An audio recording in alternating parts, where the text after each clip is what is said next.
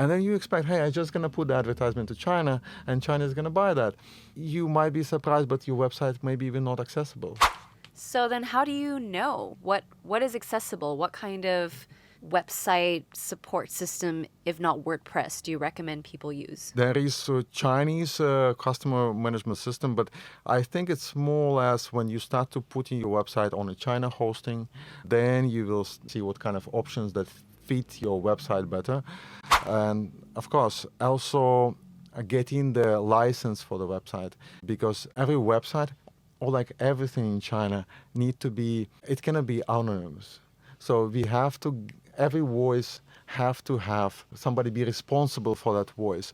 So for every website, we need to get ICP number or ICP license. What is ICP license or number? Those ICP, now it's provided by the government. So when the government gonna check the company's business license, they're gonna check if the business license and the business scope is fitting the website, and then they gonna issue this number and a link which the company have to put on their website. And by that, it will ensure that the website will not be blocked by the China Great Firewall.